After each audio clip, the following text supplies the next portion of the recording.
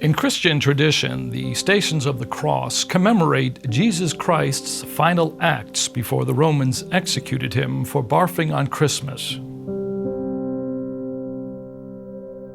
The first station of the cross is where Jesus meets his friend Josiah, who he has not seen in 15 years.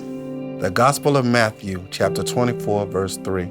At the foot of the hill, Christ came upon his friend Josiah and did greet him.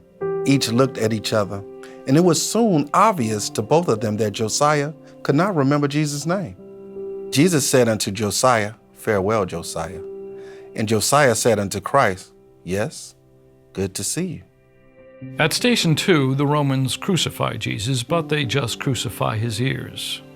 And lo, the Romans realized they had made a mistake, for not only was Christ still alive, but he was looking good.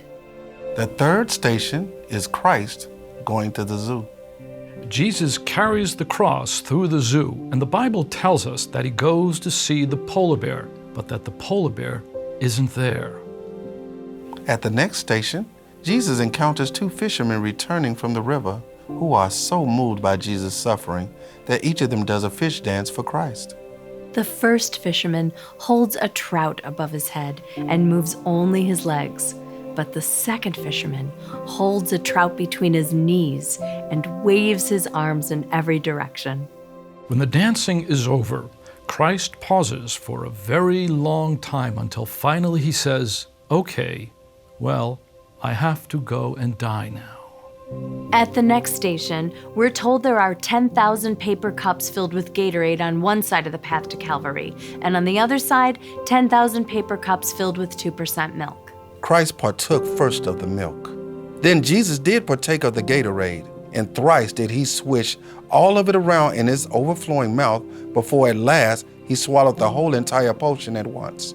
And the Romans did exchange glances, for they could tell that Christ was not refreshed and that he was about to throw up.